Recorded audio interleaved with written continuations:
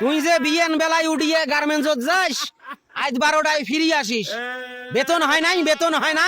গার্মেন্টসের বেতন হয় না তোর? গার্মেন্টসের মালিক মোর নাং হয় না গার্মেন্টসের মালিক মোর ভাতার হয়? সবাইরে আগত মোক বেতন দিবে, সবাইকে যখন বেতন দিবে তখন মোকও বেতন দিবে। এই মোর শালি মন্দির বেডি, মাসটা গিয়া পার হয়ে গেছে, মাসটা গিয়া 15 দিন হয়ে গেছে। কোন সেটের গার্মেন্টসত ডিউটি করিস? কোন বালের ওটা গার্মেন্টস? হ্যাঁ, 1 মাস 15 দিন হয়ে যায়, তারপরেও বেতন দেয় না? 20 তারিখের আগত কোনো বেতন দিবেন নয়। গার্মেন্টসের মালিক কয়া গেছে, গার্মেন্টসের মালিক কানাডাত গেছে, কানাডাত থাকি ফিরে আসবে, তারপর গার্মেন্টসের বেতন দিবে। হয় তোর গার্মেন্টসের বেতন দেখ, হয় তোর গার্মেন্টসের বেতন না দেখ। তোর কাছে টাকা নাই, টাকা নাই, 100-150 টাকা আমার পকেট খরচের জন্য দে। বিড়ি খাওয়ার পয়সা নাই মোর, মুই যে বিড়ি খাইম দোকানত যায়া, সেই টাকাই নাই। চা খাওয়া তো দূরের কথা, দে 100-150 টাকা দে। গাও জ্বলাস না রে জারুয়া, মোর গাও জ্বলা কথা কইস না। তো বিড়ি খাওয়ার টাকা দেন, তো ঘরত বসিয়া পালিম, মুই সংসার চালাইম, রুম ভাড়া টাকা দেন, দোকান করিম, বাজার খরচ করিম, সবগুলা মুই করিম। মুই তোর ভাতার না তুই মোর ভাতার রে গোলাম? এই শালি মন্দির বেডি, চাউলাসি কথা কইস? তুই জানিস না মোর চাকরি নাই? 2 মাস থাকি মুই ঘরত বসি আছো, বিড়ি খাওয়ার টাকা কটে পাইম? তুই তো দিবু। মনে কর তুই মোর ভাতার এলা, যেহেতু মোর চাকরি নাই, তুই মোর ভাতার, মুই তোর মাইয়ে।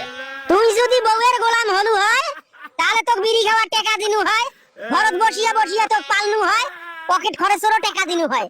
তুই তো বউয়ের গোলাম নয় রে জারুয়া, তুই তো বউয়ের কথা শুনিস রে গোলাম, তুই তো হিজরে হিজরে, এই হিজরের সাথে মুই সংসার করিবেন না। এই শালি মন্দির বেডি কয় কি বাহে? এই শালি মন্দির বেডি এলে কি কবার নাইছে? কিসের মুই হিজরে? এই শালি মন্দির বেডি, মুই যদি হিজরে হইয়া থাকো, তাহলে মোর সাথে 5 বছর থাকিয়ে ঘর সংসার করবেন নাছিস কে? 2 মাস হয় মোর গার্মেন্টসের চাকরি গেছে, তাতে তোর যত বড় কথা রে।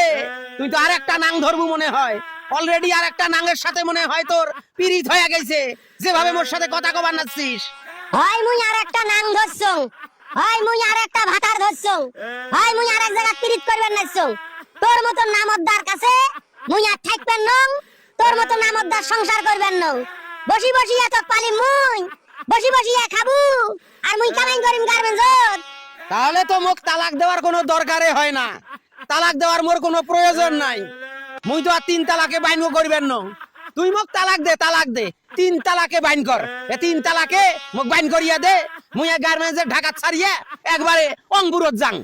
তুই কেমন পুরুষ, তুই কেমন বেটা ছাওয়া, 3 তালাকে বউক বাইন করিবার পাইছ না?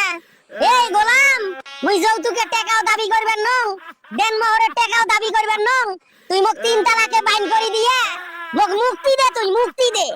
ওরে শালি মন্দির বেডি, তুই মোক পাগলা বাসিস? মুই কি পাগলা? মুই তো 3 তালাকে বাইন করি দেন, আর তুই থানাত যায়া নারী নির্যাতনের মামলা করি দে, মুই সারা জীবন জেলত পচিয়ে মরং। এই বুদ্ধি তুই বাড়ি করছিস না? এই জারুয়া মরা, এত ভয় করিস না, মুই তোক নারী নির্যাতনের মামলা করি দিবেন নং। তুই মোক খালি তালাক দে, 3 তালাকে বাইন কর।